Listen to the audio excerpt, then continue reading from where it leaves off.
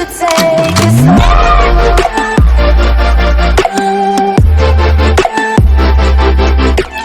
Tayo. Punta natin sa next natin. Gawa na tayo ng ito, config sa Wi-Fi config.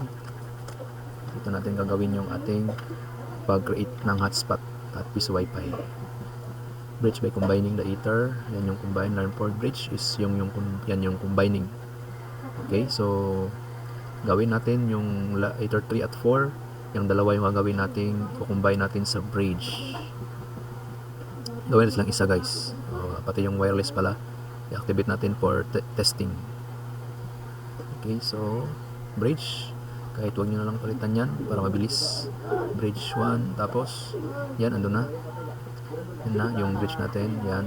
Tapos punta tayo sa port. Dito ka mag-assign kung anong mga port ang ilalagay natin kay bridge 1. Yan, sa baba. Yan yung interface nya. Ito yung lalagyan natin. Siyempre, si AP, yung dalawang AP. Dapat kada port, guys, i-declare nyo. Okay, add bridge pa rin. Tapos AP2. At isalin na natin si yan.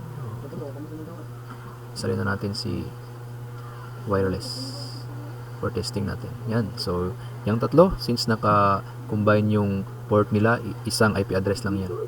Yung ginawa natin. Yung gagawin pa lang pala natin. Yan. Isang IP address lang yan, guys, pag ginawa nating bridge. Okay, siyempre, hotspot setup na. Punta tayo sa IP, siyempre, hotspot. Para mabilis, hotspot setup, diretso. Okay, pakita ko muna kung anong mangyayari pag nag-direct tayo sa hotspot setup. Yan. Siyempre, pwede tayong mag-manual dito, pero para mabilis tayo, siya na lang yung MikroTik na lang mismo yung gagawa para sa atin. Okay. Yan, dyan lalabas lahat. Yan, yung dito sa Fertile Rules. Yan, dyan lalabas yan. Okay, so hotspot setup. Setup lang natin. So ito kung anong ether yung interface ng ating hotspot. Siyempre ginawa natin yung bridge na. Hindi ka na doon pupunta sa AP. Yung nilagay mo na sila sa isang lagayan. Yung bridge. Next. Okay, so yung IP address. Ito, ikaw naman yung bahala kung anong nilagay mo dito. Pero yung default is 10.0.0.1. Yan yung default na IP address, guys. So, yung iba, 10.10.10. So, siyempre, gagawin natin yung default, 10.0.0.1/24. Okay. Tapos dito, yan yung 2 yung default, pero gawin kong 5 para may reserve akong 2, 3, 4. Tatlong IP. Reserve ko para sa pag static natin. Pag kailangan natin mag-static, so gamitin natin yun. Okay, so pagkatapos, next lang. Next natin. Yung DNS. Next na lahat yan, guys. Dito, nagalan tayo ng sample na login. So, 1, 2, 3, 4 lang. Para mabilis. Next. Ayun. Okay. Ayun. Yung filter rules. Yung DHCP network. Tapos yung IP pool. So, siya na mismo gumawa. Tayo pagkagawa, matatagalan tayo. Okay, so okay na, may hotspot na. Testingin na natin yung hotspot natin. Yan yung mga rules. At yan yung siyempre naka-disable yung hotspot, naka-disable yung mga rules. Okay. Yun. Kita nyo, guys, ang galing. Ang galing ni MikroTik. Kaya iba si MikroTik, guys.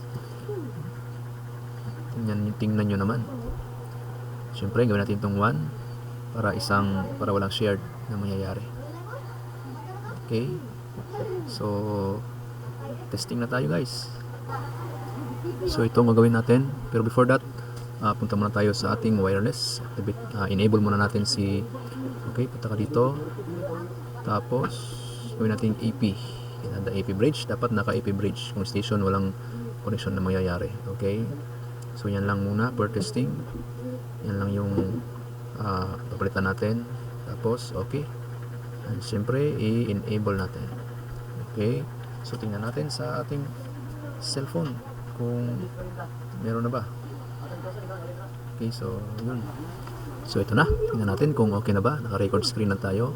So ito yung Microtech, yan yung SSID name kanina doon sa ating Wyland. Yan, Microtech.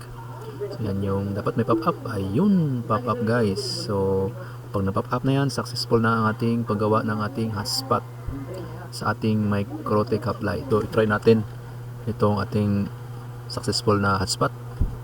So puntahan muna natin saglit yung ating ginawa kanina, yung admin. Ito yun. So password naka-hide, pakita lang natin. So yan yung ginawa natin kanina. So type lang natin yung password pala nito, naka yun, login. Yun, syempre pag dito sa active ng hotspot dapat may mag-appear dyan na user na connected. Ayun, okay. So kuha natin guys, naka-login na.